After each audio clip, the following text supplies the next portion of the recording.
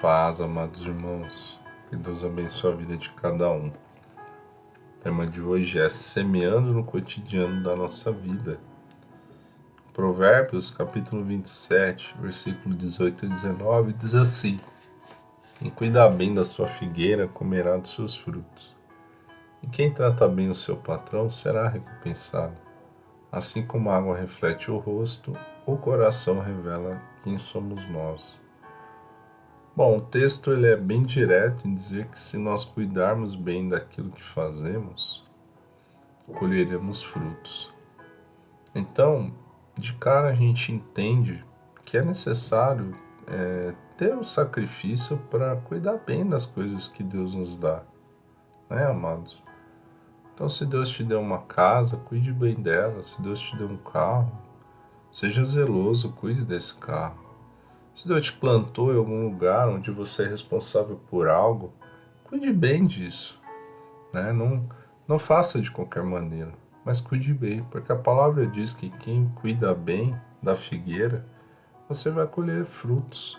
Então, ou seja, tudo aquilo que você fizer com dedicação, carinho, você vai colher frutos. E é o próprio Deus que vai abençoar para que você colha esses frutos, né?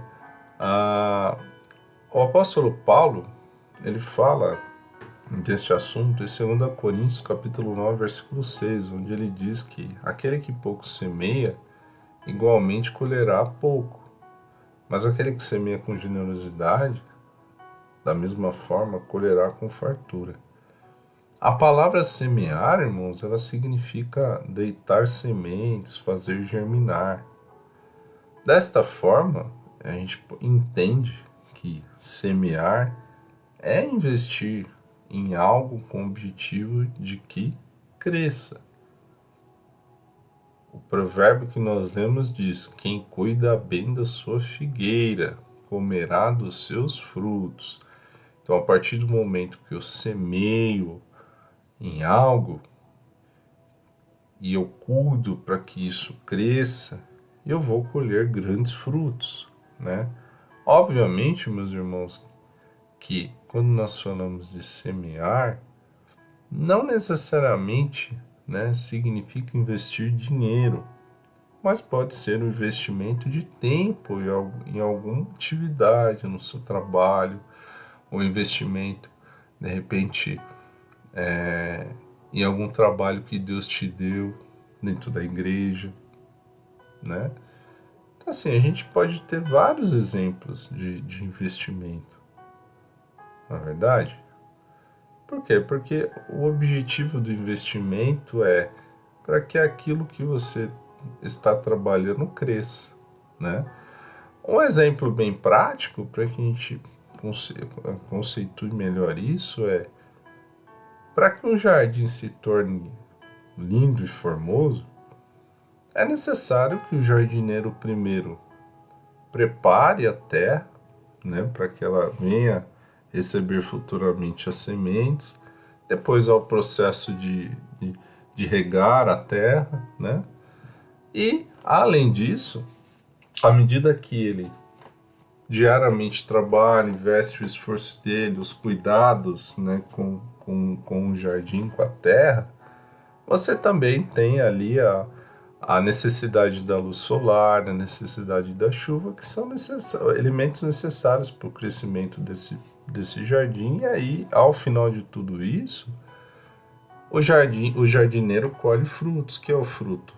Aquele jardim belo e formoso, né? Então, a primeira lição que a gente aprende, né, é que toda a semeadura requer esforço, precisa ter insistência, persistência, né?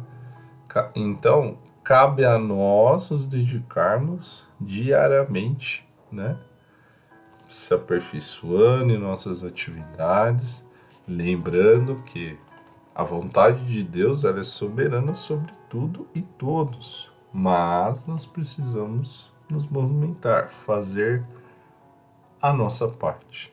Aquilo que é para Deus fazer, Ele faz, mas o que é para nós fazermos, esse quem tem que fazer somos nós mesmos.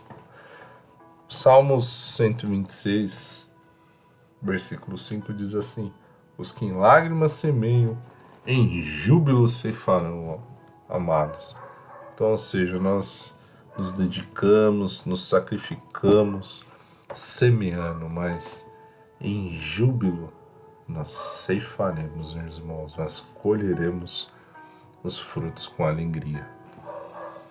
Uma segunda lição que nós podemos aprender nesse contexto é que toda semeadura requer zelo, cuidado, né? E eu queria falar de uma pessoa que teve muito zelo na Bíblia, né? 1 Samuel capítulo 2, versículo 18 e 19. Diz assim a palavra de Deus: Samuel, entretanto, ainda menino, ministrava diante do Senhor, vestindo uma única túnica de linho. Todos os anos sua mãe fazia uma pequena túnica e a levava para ele, quando subia a Siló com o marido para cultuarem e oferecerem sacrifício anual. Todo mundo conhece a história de Ana, né? Mulher de Eucana. Ana não podia ter filhos e Deus concedeu um milagre a ela. E o milagre dela foi Samuel, né? E como prova da gratidão a Deus, ela entrega ao Senhor aquilo que tanto desejou. Ana consagrou o seu único filho a Deus.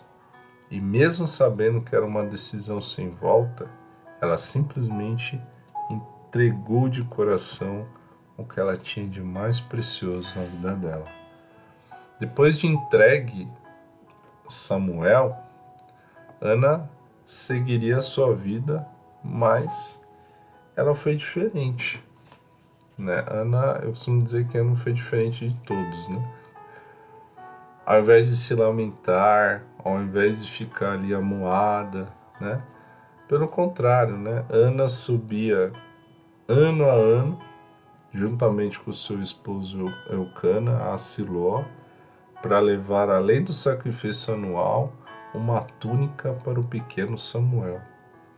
Mesmo sendo mãe de Samuel, ele agora era do Senhor, mas Ana continuava zelando por aquele que pertencia a Deus.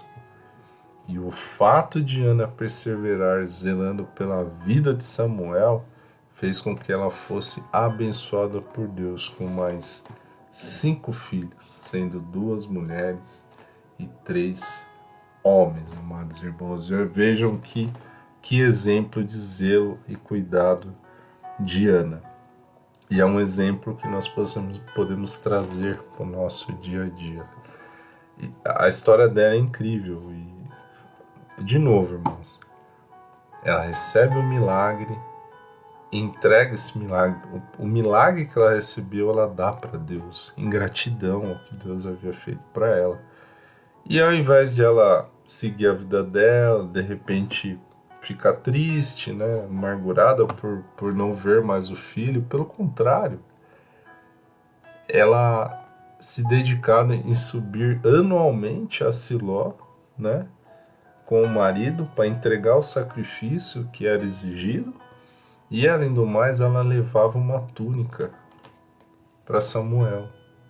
Então, ou seja, ela se preocupava com Samuel, então ela cuidava daquilo que era de Deus.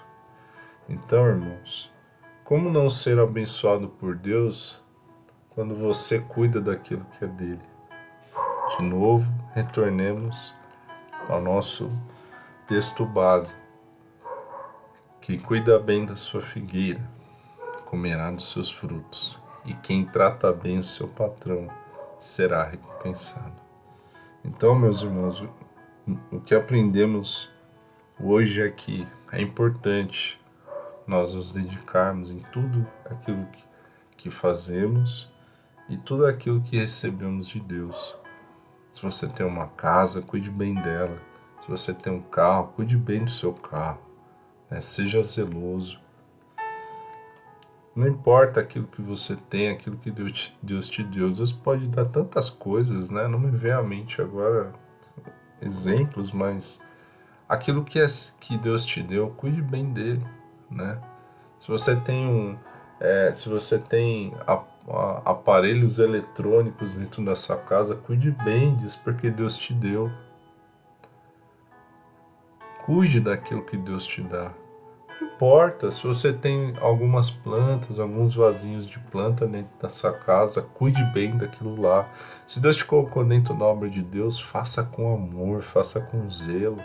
Se Deus te chamou para ensinar a palavra de Deus, ensine com amor. Se Deus te colocou para pastorear pessoas, pastoreie com amor. Se Deus te chamou como evangelista, evangelize com amor. Faça o que é melhor. Se Deus te chamou para ser um porteiro de uma igreja, recepcione com amor todos aqueles que entrarem.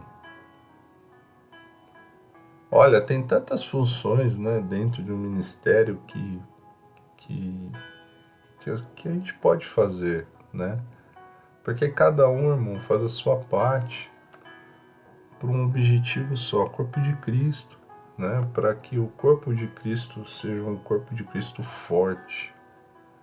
E com isso, cabeça que Jesus Cristo se alegre. Amém, irmãos? Temos vários exemplos, várias situações. Vou dar um exemplo, eu, ainda cooperador na igreja, eu lembro que o culto começava às 18, mas quando era 4h30 eu já estava lá na frente da igreja, né? O pessoal preparando o som, e eu, irmão, sabe o que eu fazia? Eu pegava uma vassoura e eu ia varrer a frente da igreja. E eu varria com carinho, com amor.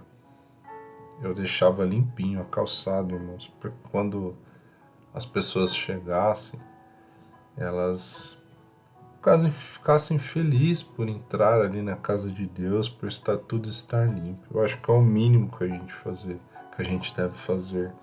E Deus me honrou tanto, irmãos. Deus me honrou tanto.